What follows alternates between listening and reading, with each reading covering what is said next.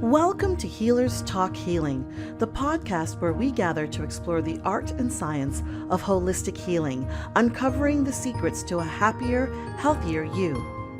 I'm your host, Nina Ganguly, and together we will delve into the intriguing world of holistic healing, delving into the mind-body connection, ancient wisdom, and natural remedies.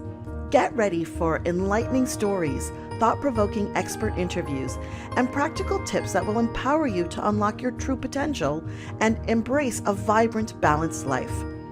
Whether you're an experienced wellness enthusiast or simply curious about the power of healing, join us on this exhilarating journey as we share the wisdom and insights that can truly transform your life. It's time to embark on a voyage towards a happier, healthier you. So, without further ado, let's dive into the captivating world of Healers Talk Healing. Today's episode is one that's going to completely shift how you understand your mind and honestly, why you do what you do. Today we're joined by Chris Pizzarello. He has over 20 years of experience in hypnotherapy, EFT, and NLP, and uses what he calls the complete mind therapy approach. With a background in biology, neurology, and biochemistry, Chris brings a rare blend of science and energy work to the conversation. And in this episode, we break down what's really happening beneath the surface, how your subconscious mind is running the show, and why anxiety and overthinking happen, and how patterns, habits, and even self-doubt are actually programmed responses and not personal failures. As Chris explains, we're constantly moving in and out of these subconscious states without even realizing it, which means we have more influence than we think. Once we understand how it works, and here's the truth, real change doesn't come from willpower alone. It really does come from learning how to work with your mind and not against it. So if this conversation resonates and you're ready to go deeper into that kind of work with the support of a like-minded community, we'd love to have you inside our wellness seeker space. But for now, let's get started. I am so excited that we're actually really having this great, important conversation. Chris, you are the master at this. I have heard you speak on this in our separate mastermind group. P.S. That's just a little plug that we have a mastermind group for our healing heroes. So if you want to know more about that, you can always connect with us and hop onto our website. We have the information there. But today we're going to have an interesting conversation, and we have a lot of questions for you. But before we start that, Chris, can you tell us just a little bit about just hypnosis in general? Well, hypnosis is a state that's natural, that we all experience, whether we know it or not. We go in and out of hypnosis every single day. And hypnosis is that spot where you're not asleep and you're not awake. It's that twilight in between where your conscious mind is active and your subconscious mind is also active.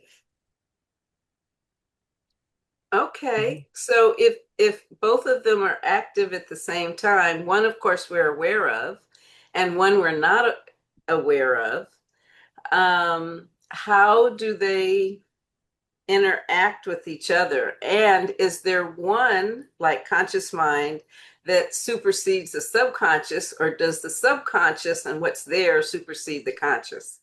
Well, I think I like your question, but I want to get into some definitions first. Okay. Let's talk about what the subconscious mind is and what it does. Mm-hmm. So the subconscious mind takes care of all the things that we don't think about. It takes care of our respiration when we're not paying attention to it. It takes care of our heart rate when we're not paying attention to it. It takes care of our blood pressure, our digestion, all the bodily functions that we are not paying attention to. Our subconscious mind is doing actively all the time. Subconscious mind has another role as well. It is the pre-programmed. It is the automatic. The conscious mind is our rational, thinking, intelligent mind that has will, that has determination, that contains your personality. But the subconscious mind works as well when we encounter situations.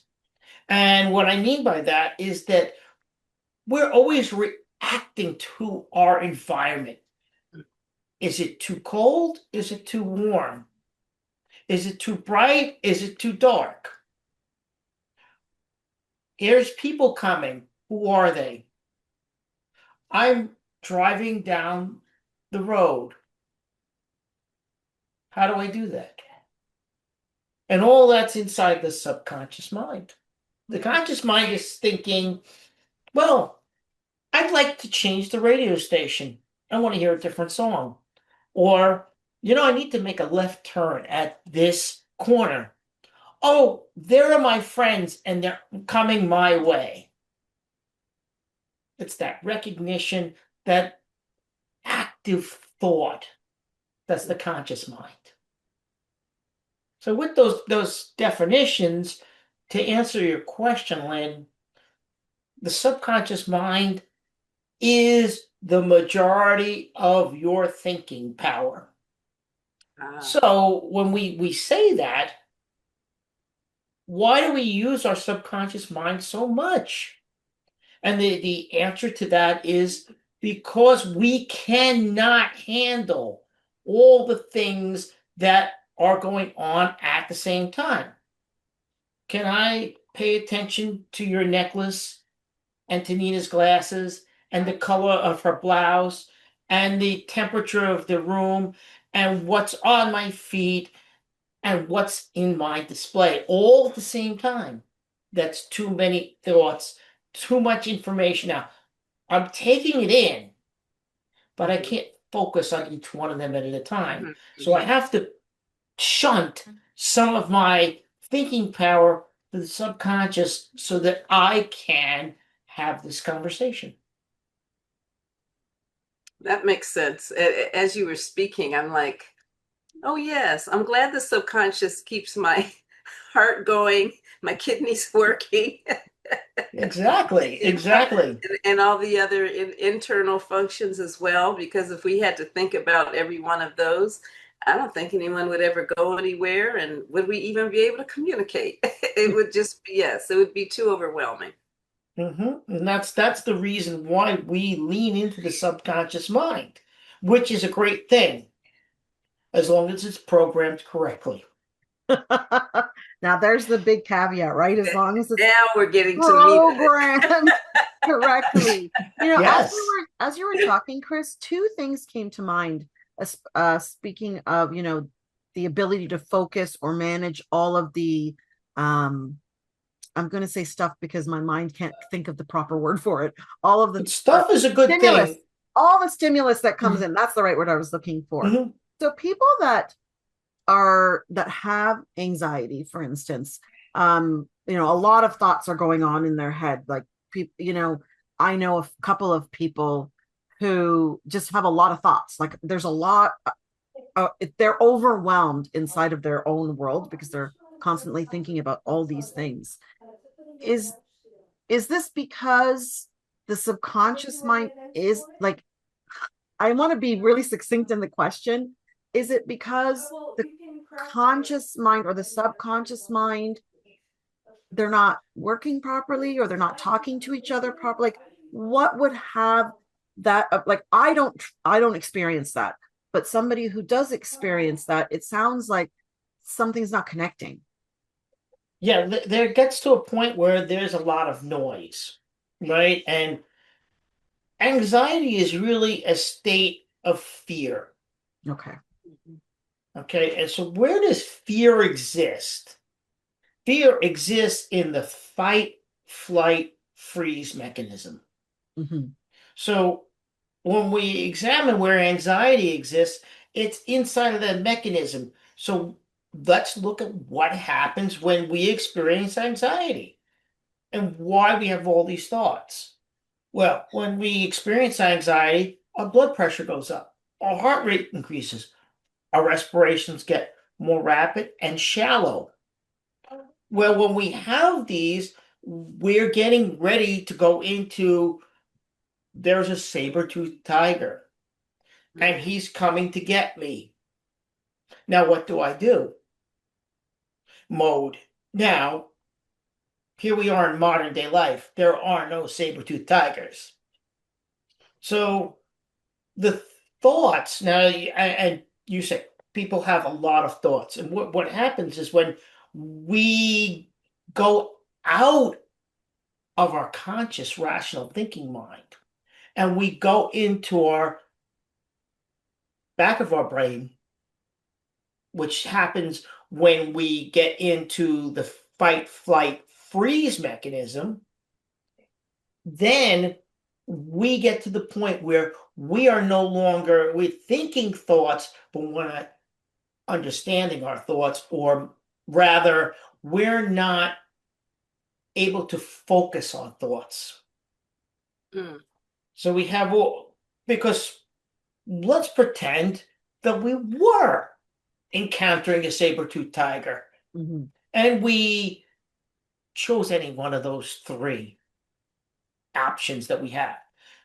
So if you were the fighter, you might pick up a stick and start swinging and try to focus on how I'm going to hit this cat to make sure that I hurt it. I disable it and I get it to run away. So where do I hit it? How do I hit it? Where are my strikes? How do I protect myself? But there's a lot of thoughts going on there in this particular, in all these things. Then if we were going to flee, we're going on the flight mode. Where do I run to? Where do I go to? How do I get away as fast as I can? How can I escape this cat? Or if I go into freeze, maybe where do I hide?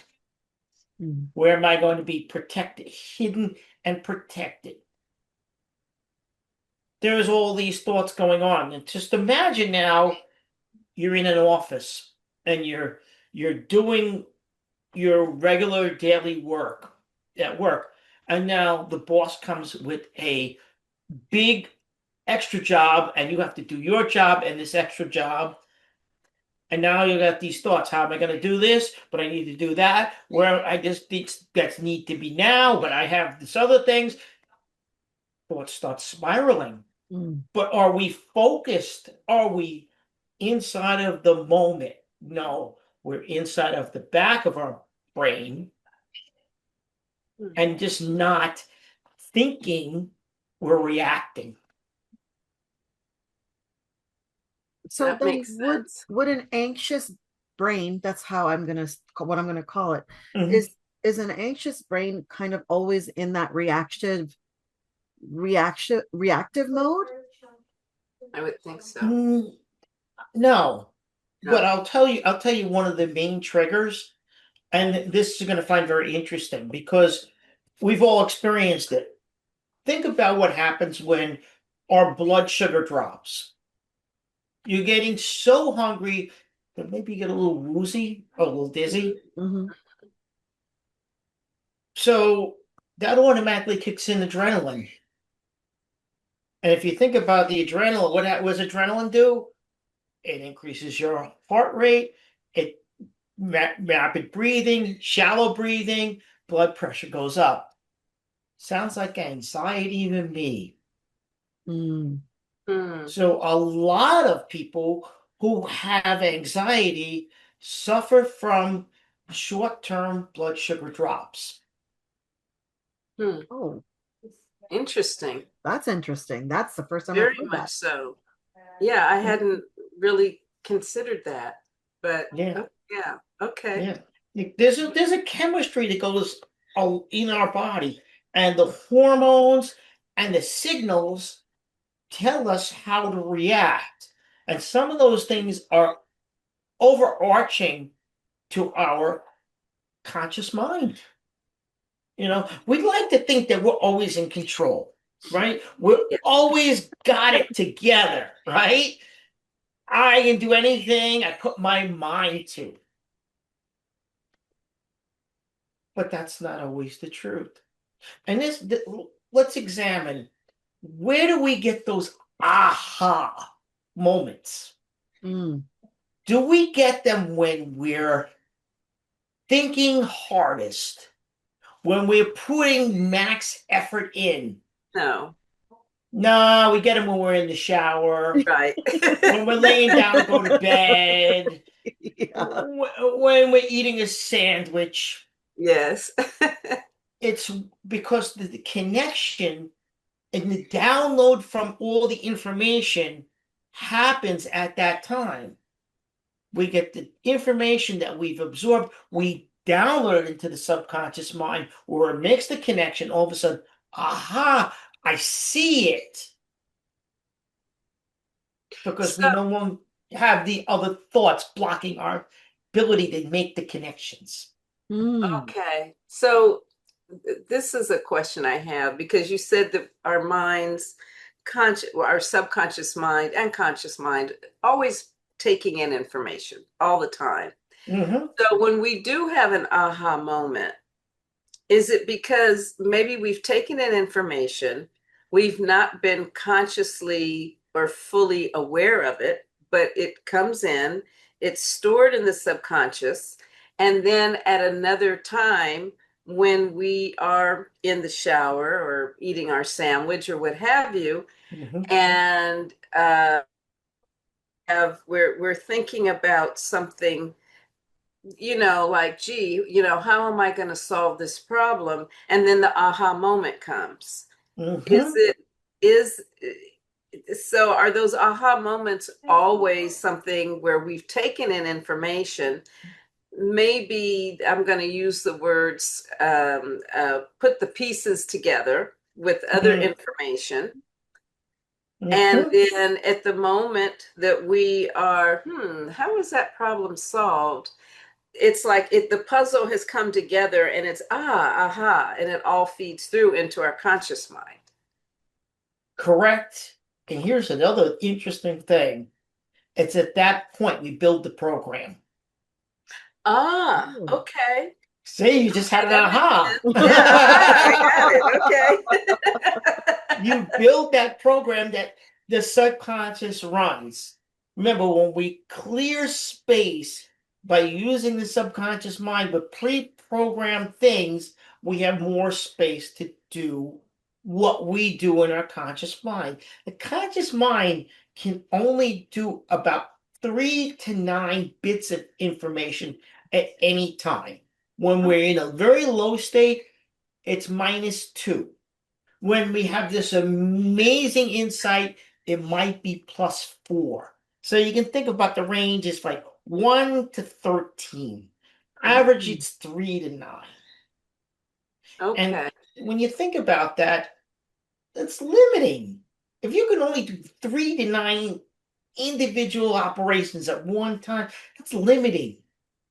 Because think about it, like you're going to eat something and you see it, you smell it, and you taste it. What else do you have left? You used a bunch of your abilities right there, just in that one action.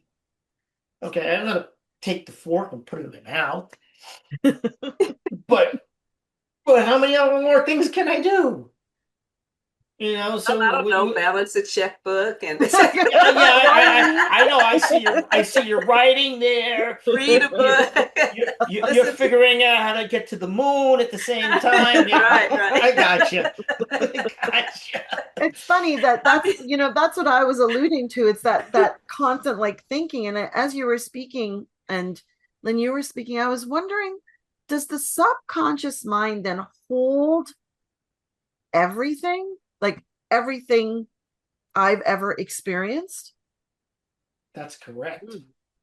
like everything? In a hypnotic trance, we can regress you to individual days. Like if you like if we could get you to experience your first day at school again, Oh, and you'd realize you'd know where your mom was, what clothes you were wearing, how you felt, what your teacher looked like, what the other kids looked like, and it's somewhere that's buried. You probably will never think about that. No, but now you make me think about it. I'm Yeah, like, I was just going to say, now you Yeah, not no, but only wait a but minute. it's yes, yeah, I but now but and it, I got all the details. I can answer all those questions. right, and you see, but Okay. inside of this conversation, we're generating a light trance so that Mm, we can access some other things. Things become sharp. Um, it's unfortunate because there is some false memory that exists. This is why hypnosis is not admissible as evidence in a court of law. Oh, oh, so how Because, does false memory become generated then? because we have perspective, Okay. and we're injecting our self now into the self of the past. Got it. okay. Okay. Mhm. So we have our frame of reference, and think about it. And this is the way I think of it. Every every person that you've ever been, as far as this life, from when you were born to now, is standing behind you. You're the accumulation of all the ages that you've ever been, all Mm, the experiences you've ever had, all the things you've seen, all the things you've done, all the things you've tasted, all the places you've been. Mhm. And so when you take that and you're from this perspective and you try to bring it into the 5-year-old perspective, your Ah, viewpoint is shifted mhm, mhm. because you can't be that same 5-year-old. so you can't. So what I'm hearing you say is when you do go back to a memory, Yes. an experience of a memory, it's you're not really going back in the purest form because you have everything else that comes with Hmm. you. Right. The and what I do with my clients, and this is for sharing a little bit here, is I have them step into the movie Mm, so that they're observing, being in second position. Okay. got As it. opposed to reliving it. Okay. Yeah, well, we can Right. relive it, but it's better to be in second position Mm-hmm.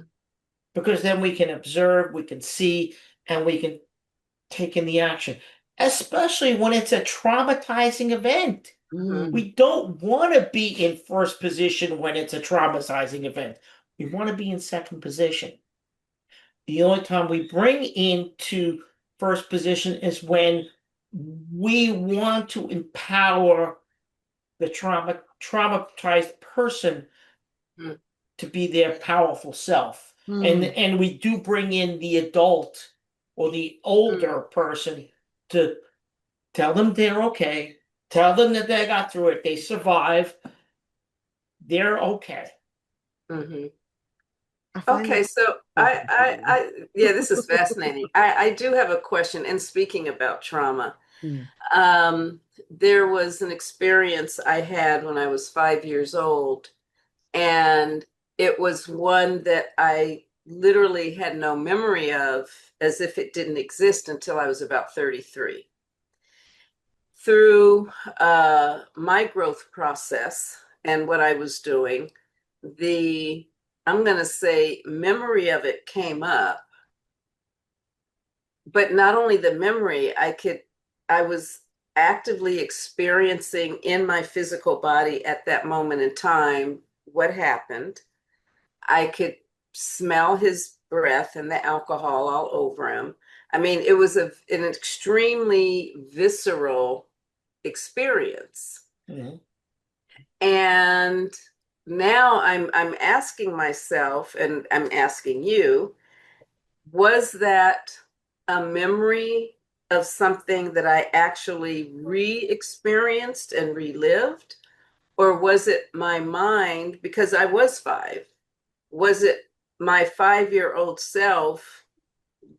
Um, hmm, in a place of interpretation of what happened. And it's hard for me to put it specifically into words, but it felt like this is exactly what happened. And I worked through it. And as a result, I did thank the person and very much love the fact that trauma and experience happened. Otherwise, I wouldn't be here today, and maybe we wouldn't be talking today. Nonetheless, is that something that could be a false memory? Probably not. I would Okay. say you have a majority, and I say great majority, probably 95 to 98% of what you saw, experienced, got in viscerally Mhm. was the truth. Okay. And the reason why I talk about false memory is because there are ways that hypnotists and hypnotherapists can lead clients. Mhm. And that's where the false memory can come in. But sometimes false memories serve you. Hmm. Okay. Like imagine yourself that you're in a dangerous situation. And we don't know, we don't want to really think about it. We're in this dangerous situation, but we think about ourselves now. Instead of being the small child, you're 10 feet tall. Think Mm. of how different the perspective is and Mhm. how empowering you become if you're 10 foot tall as opposed to being a child. Mm. Well, it's a false memory that serves you in a positive way. Mhm. So Mm. this is where we can lead, but if we're trying to exude actual memories, we don't want to lead. We want the client to go in, experience it, have them be there, let them experience it if that's what they need. Now, why weren't you able to get to it till that age? Because your subconscious mind was doing its job and keeping you safe. Okay. And Mm. when you were safe enough to really experience it, that's when it came up. Because you would not experience it if you were not safe. That is one of the Mm. main jobs of the subconscious mind. It decides you decide what's safe, whatever that is. Mhm. Hmm. And the great example of this is smoking. Mm. Because no one smokes the first time and says, I love this is my life, I That's have to true. smoke. No, that's Well, you're that's a probably good right. point. I mean, you just don't pick up a cigarette or a cigar and say, oh, that's amazing. I mean, it's horrible. I'm sorry, but The what are the subconscious has you coughing it up and coughing it out and trying to right. say danger, danger. Exactly. But then again, what are the reasons that you're doing it? There's a whole lot of reasons. Mhm. Well, there was this guy I was trying to impress. I wanted to look cool. I Mm. wanted to fit in. But once you get past that, this is not good, and you start doing a habit, now it's good. Mm. It's what I do. Now, trying to undo that is now the bad thing. Mm. So Interesting. Yeah. so the subconscious mind's job is to keep you safe. It'll keep you Right. safe in any way it can. That's what causes resistance. Exactly. You That know, and then whenever we're trying to break habits or change habits, and I use this silly example with people all the time.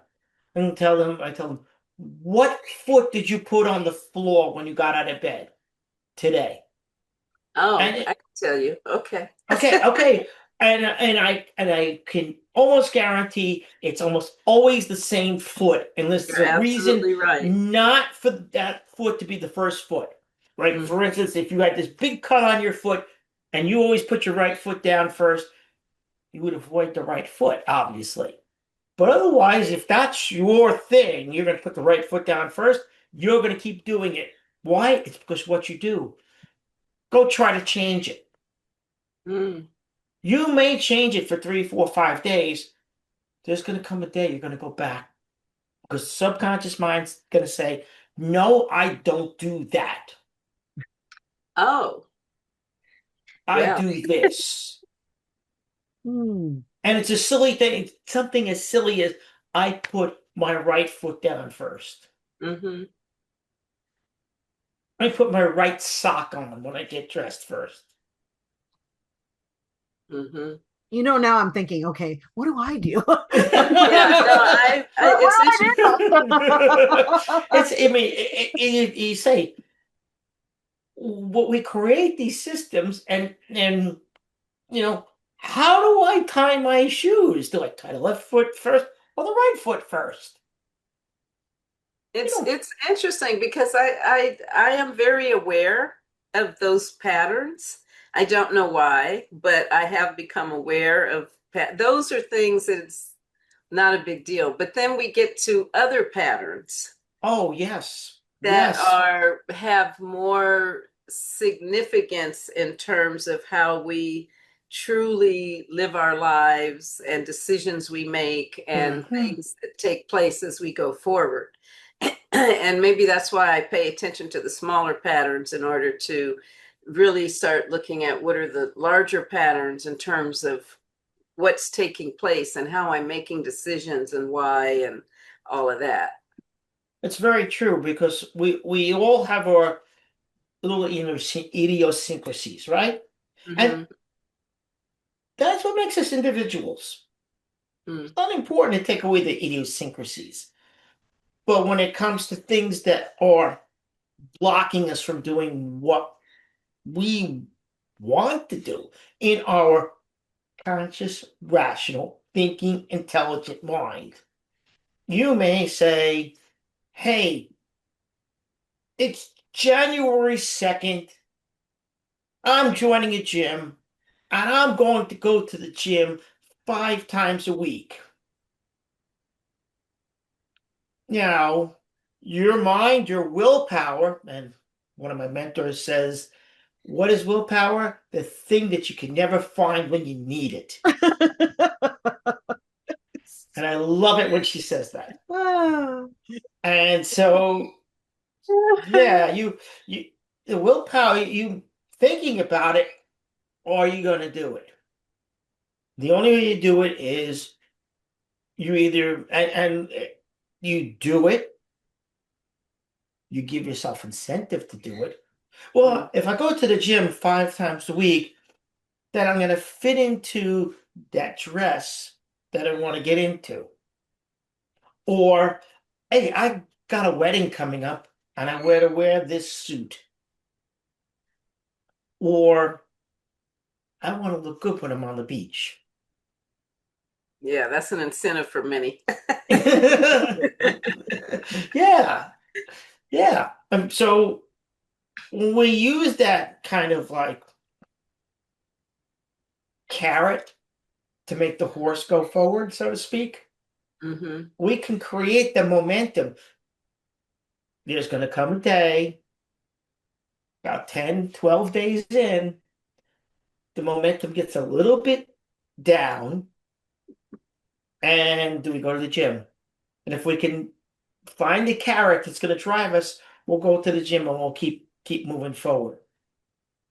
And the other thing that I see, and look, I got this pattern. I'm going to fess up. You start a project, you're all in, you're gung ho, you got all these ideas, you're doing everything, and all of a sudden, you kind of peter out. It's like, oh, this is hard now. It's not as fun as when I first started.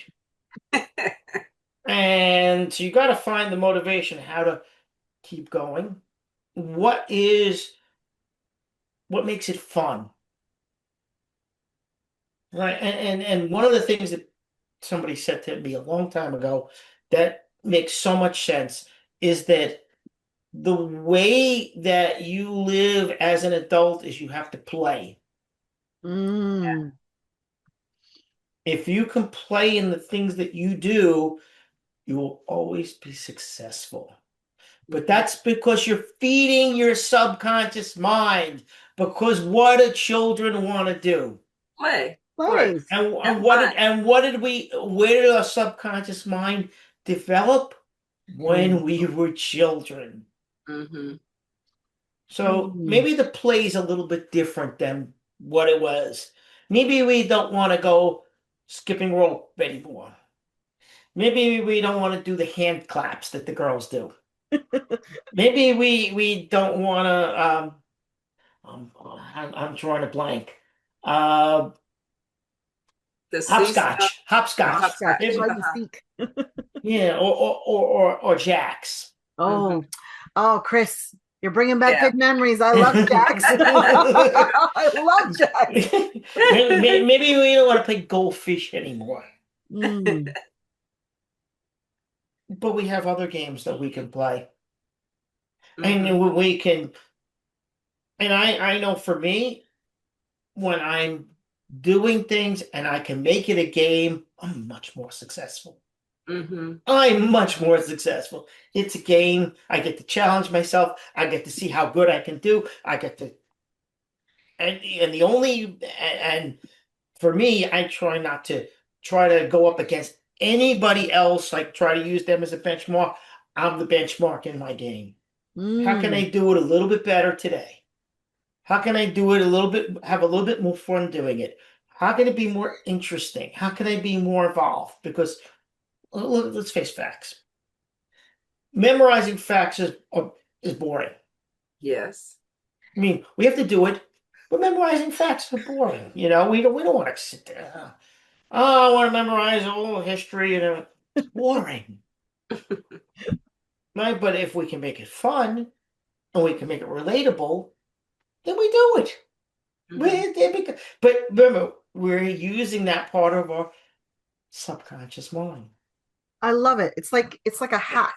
It's like a hack to Mm-hmm. do something. It's funny that you talked about, starting projects, and yeah, I'm infamous for starting things and getting right almost to the finish line and then I don't do this anymore.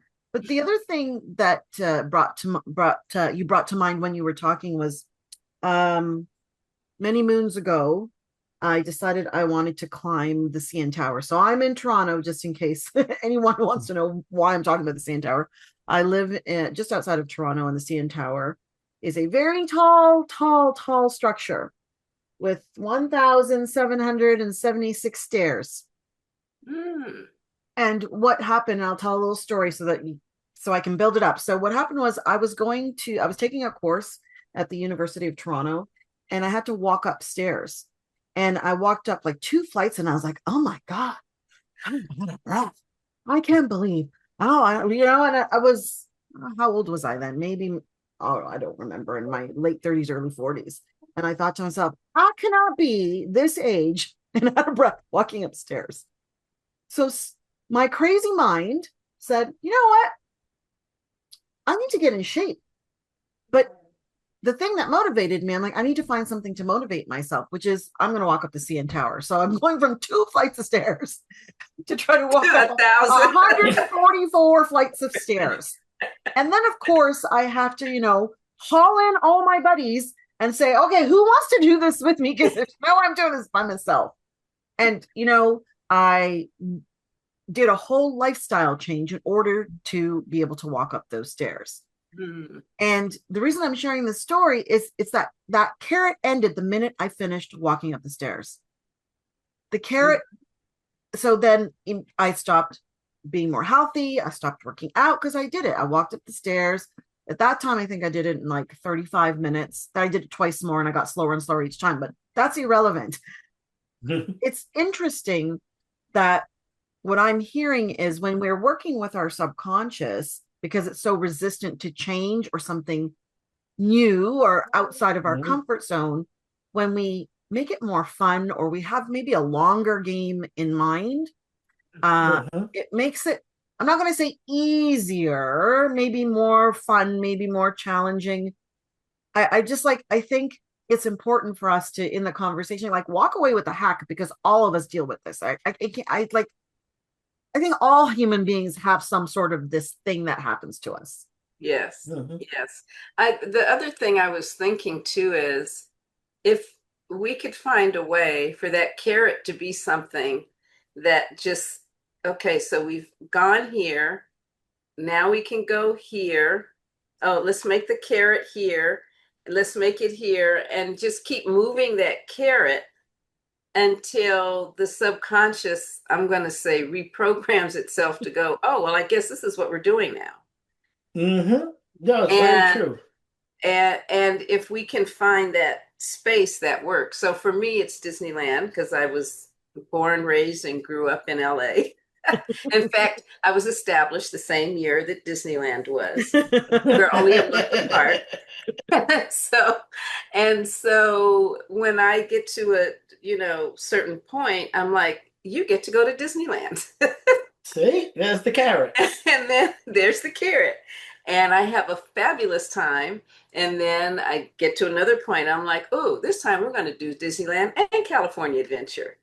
And then that worked. And then I'm like, oh, I haven't been to Universal in a long time. Oh, I could go to Disneyland on Saturday and go to Universal on Sunday. I love amusement parks, if you didn't notice. Yes.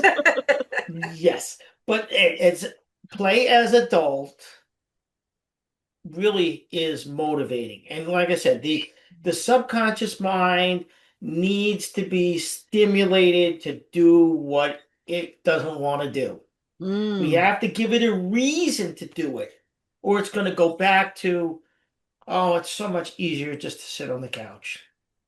Yeah, well, Oh, it's just so much easier to, instead of reading this book that's got information, to watch the TV. Oh, it's so much easier just to call for takeout instead of exploring making new recipes.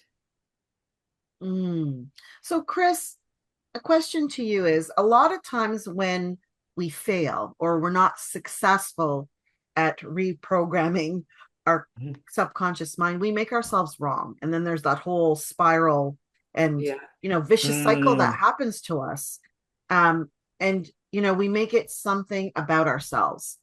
So what would you say, or how could you support people who are dealing with that piece to get out of, like, to interrupt that vicious cycle? Because what I'm hearing is we're kind of programmed that way. There's this programming that happens that kind of starts this cycle of, I want to be comfortable, but no, I want this. Now I'm a bad person because I can't do this, when really we're kind of programmed that way. And you're correct. There's always we've learned from the negative. Going back to our childhood, the things that we think about the most, that we we can touch right now, are the negatives. It's a shame, because we think about, well, we got to be careful with that knife, because when I was 2 years old, I cut myself. I gotta make sure not to touch the hot stove, because I'll burn myself. I gotta make sure that I look before I cross the street, because Mom grabbed my arm and yanked me back and scared me. So we have all these, or I have to be careful when I'm riding my bike because I fell. So we have all these things, and it's all the negatives that we learn from. And there's a good thing about that, because the negatives can challenge us, because just think of it this way. We were successful all the time. Everything we ever did, we did perfectly the first time. There was no challenge. Well, what would make you want to do anything else? There is the negative stress that drives us as humans. But there is that, because we learn from the negative, there's a voice inside of us, that critical voice, that you're wrong, you're not good enough, you can't do this. And so how do we shut that voice off? We go outside of ourselves.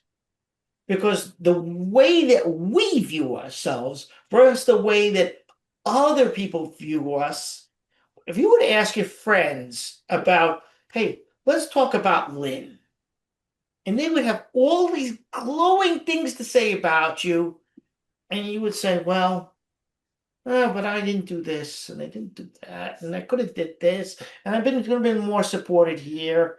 I mean, it could say, well, I should have done this. Why didn't I do this earlier in my life? But that's our own perspective, inside critical voice that's always talking to us. What other people see is, wow, Nina, when she was a certain age, changed her whole life. I wish I could do that.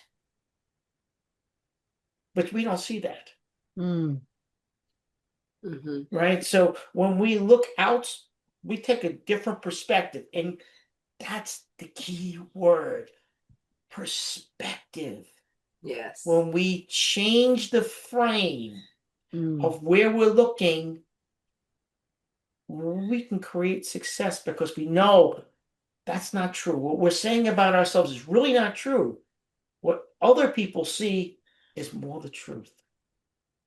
So that's a good way to think about it, is when we change our perspective, we can see more. And I always liken this to, you ever been around you're going to go out and you can't find your keys.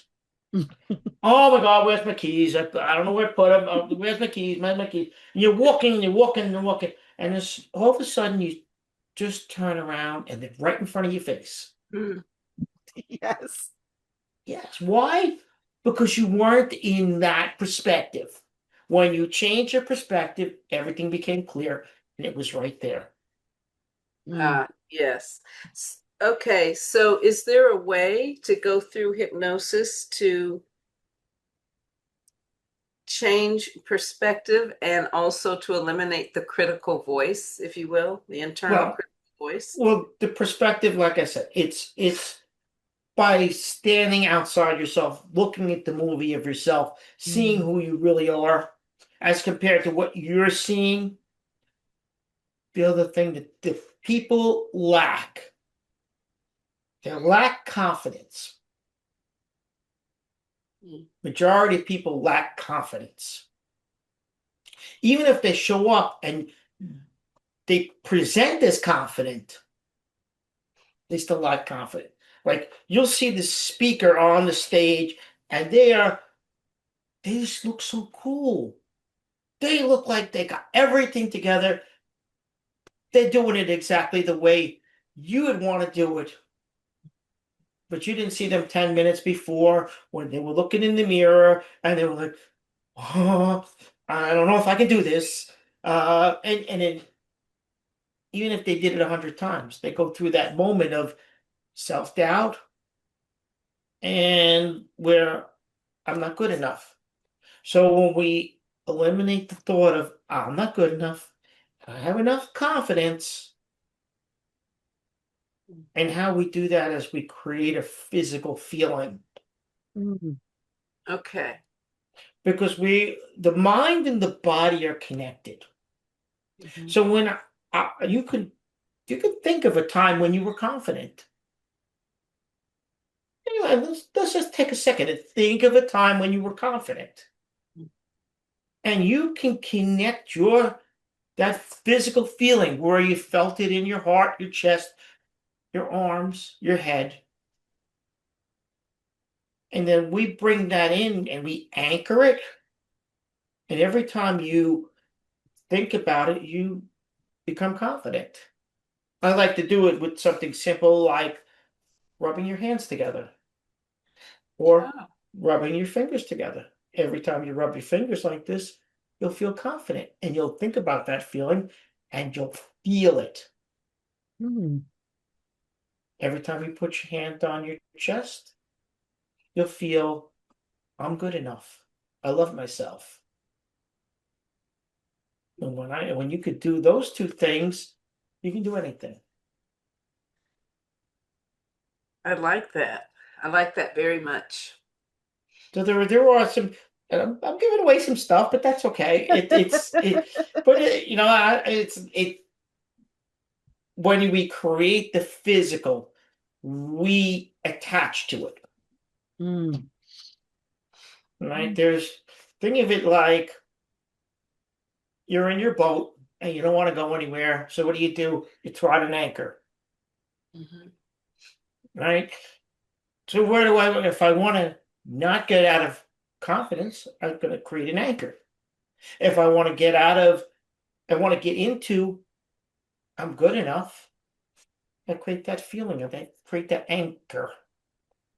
And the interesting part about it, it's just like learning how to, I don't know, sew. Like learning how to sew. We don't know how to sew when we first start. We got to practice. We got to do it and do it and do it and do it, right? But the more we do it, the better we get.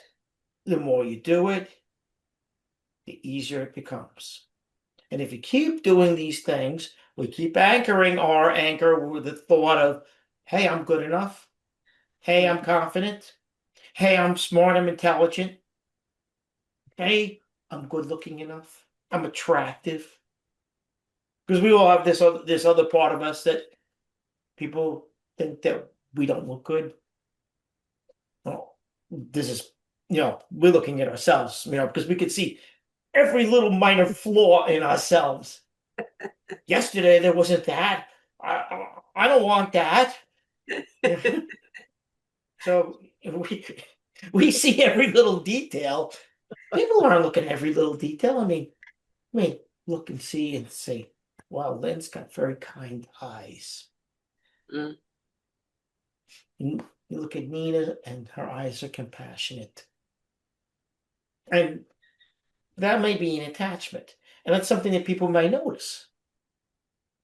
But you're looking at, oh, my makeup's not right today. I With did that extra something wrinkle. wrong, yeah, or I messed up my mascara, or for a man, oh, oh, my hair is just not staying in the right position. I want it to be here, it's not there. So when you think about that, we're looking at the little tiny details. That's not what people are seeing. They're seeing the bigger picture. And what's really interesting is that we see auras inside of people. We don't Yes. notice it, but we see their aura. We connect with their aura. We Mm. don't connect with our own aura, so we're missing that part of it. Mm. Because we're so busy living inside of it. How can we notice that there's this big energy field that's around every one of us? Because secret, we're all electrochemical, magnetic. All of us, Yes. Yes. we can't Mhm. escape that. No, So we we got can't. all this stuff going on, Mm-hmm. and we can't see it, but we can radiate it, and that's another thing that we can do.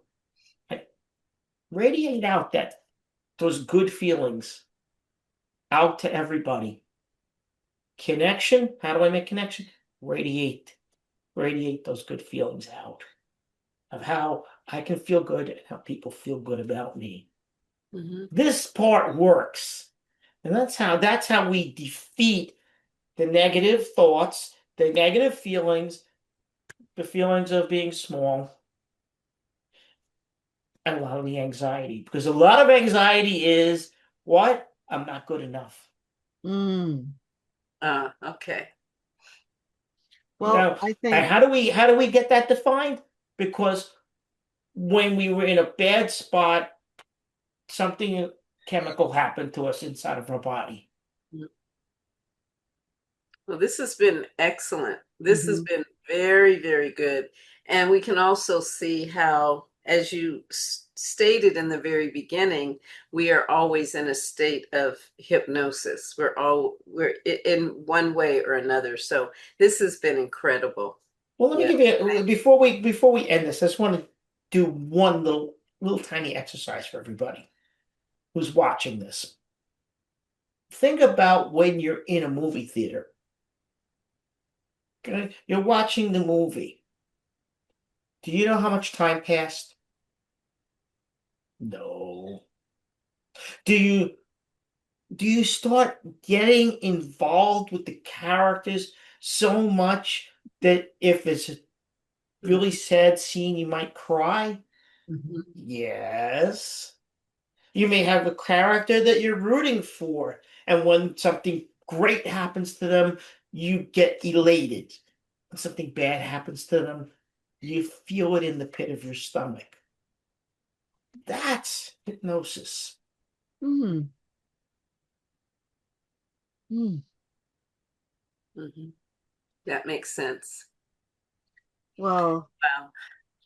Go this ahead. has been a fabulous conversation. There's like, It has. I could talk to you for hours, Chris. And luckily, Mhm. we have a series, so we get to talk to you again. Yay! Yay! I have here that we're going to be talking next time about developing personality traits. So that's going to be an interesting conversation. Mhm. So for those of you who loved what we were talking about today, I don't know why you wouldn't, because it was fascinating. Yes. Please also tune in for our next conversation in the series. And ta-da, on top of that, we are so happy to have Chris actually facilitate a workshop for us live on May. I have to look at my calendar, everybody, because I'm old school. I have a calendar. On May the 17th, mark your calendars at 5 p.m. We don't have Time. everything. Eastern time. 5 p.m. Eastern Standard Time. We 2 will have, p.m. It's Pacific. daytime, by the way. yes, Yes. Sunday, May 17th at 2 p.m. Pacific Standard Time, 5 No, it's p.m. daytime. It's daytime. We're in daylight savings time. Pacific Daylight Time at 2 p.m. Pacific Daylight Time, Oh, daylight. Okay. 5 p.m. Details. Eastern Daylight Time. Yes. Details. Absolutely. And we will have more information up as soon. You'll find it in the show notes. And we are so excited to have a live conversation. You get Chris Yes. for at least an hour and a half. You can ask questions. He's going to be presenting some beautiful information. But don't forget to tune in to our next conversation about personality traits. Until next time. Thank Bye you for so much, now. Chris. And thank you, Chris. It was fabulous. My pleasure. My pleasure. Bye Yes. for now. Thank you for joining us today on Healers Talk Healing. We hope you've been inspired and empowered on your holistic healing journey. If you've enjoyed today's episode and want to continue learning and growing with us, don't forget to subscribe, follow, rate, and review our podcast. Your feedback and support mean the world to us. Remember, healing is a lifelong journey, and you have the power to transform your life in profound ways. Stay curious, keep exploring, and never stop believing in your own capacity for healing.